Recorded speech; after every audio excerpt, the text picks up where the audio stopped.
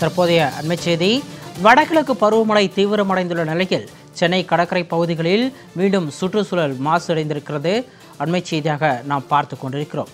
கடற்கரை ஓரங்களில் வெண்ணிற நுரையானது பரவி மாசடைந்து காணப்படும் காட்சிகளை நாம் பார்த்து கொண்டிருக்கிறோம்.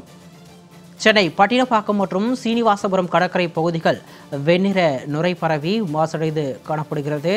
அண்மைச் செய்தியாக நாம் பார்த்து கொண்டிருக்கிறோம். வெண்ணிற நுரை பரவி கடற்கரை மாசடைந்து காணப்படுகிறது.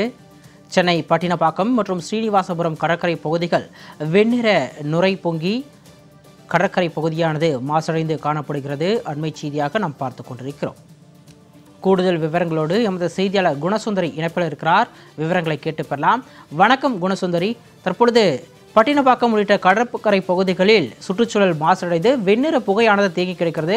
இதற்கான காரணம் என்ன? தற்பொழுது இவற்றை அப்புறப்படுத்துவதற்கான நடவடிக்கை ஏதேனும் எடுக்கப்பட்டிருக்கிறதா? அங்கே இருக்கக்கூடிய பகுதி மக்கள் என்ன சொல்றாங்க? வணக்கம் சிகாமணி. சென்னை பட்டினப்பாக்கம் சீனிவாசபுரம் கடற்கரை பகுதியில கடல் அலைகள் நேற்று இரவு முதலே வெண்ணிறத்திலான நுரையை வெளியேற்றி வருவதால் நுரை கடற்கரை முழுவதுமே படிந்து கடற்கரை மாசடைந்துள்ளது. குறிப்பாக பருவமழை தொடங்கியுள்ள நிலையில அடையாறு ஆற்றங்கரை முறையாக தூர்வாராத காரணத்தினாலும் கழிவு நீர் அதிக அளவில் அடையாறு வழியாக கடலில் கலந்து வருவதாலும் இது போன்ற நுரை என்பது வெளியேறி கொண்டிருக்கிறது. குறிப்பாக இதனால் சென்னை கலங்கரை விளக்கம் அருகே இருக்கக்கூடிய பட்டினப்பாக்கம், நொச்சிக்குப்பம் போன்ற கடற்கரை ஓர பகுதியில வெண்ணிறத்திலான நுரை படர்ந்து காட்சியளிக்கிறது. அடையாறு முகத்துவார பகுதியிலிருந்து சுமார் 2 கிலோமீட்டர் தூரத்திற்கும் ரசாயனம் கலந்த கழிவுநீர் போல கடல் அலையில இருந்து வெளியேறதுனால நுரை கடற்கரை ஓரம் பறந்து இருக்கு. கழிவுநீர் மற்றும் மழைநீர் கடலில கலந்ததால அதன் நச்சுத்தன்மையை கடல் ஏற்க மறுத்து நுரையாக வெளியேறுவதா இங்க இருக்கிற மீனவர்கள் குறிப்பா தெரிவிச்சிருக்காங்க.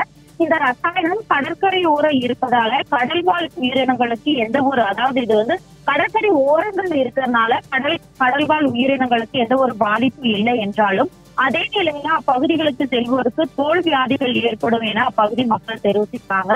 குறிப்பா இங்க இருக்கிற மக்கள் தெரிவிக்கிற ஒரு கருத்து என்னவென்றால், மாசு கட்டுப்பாட்டு அதிகாரிகள் நுரையை எடுத்து சென்று ஆய்வு செய்ய வேண்டும் எனவும், ஒவ்வொரு மழையின் போது பருவமழை தொடங்கினாலே ஒவ்வொரு வருடமும் 3 மாத காலமாக இது போன்று மழையின் போது நுரைகள் வருவது வழக்கமாய் இருப்பதாகவும் இங்க இருக்கிற மீனவர்கள் தெரிவிச்சிருக்காங்க. சிகாமணி, விவரங்களுக்கு நன்றி குணசுந்தரி.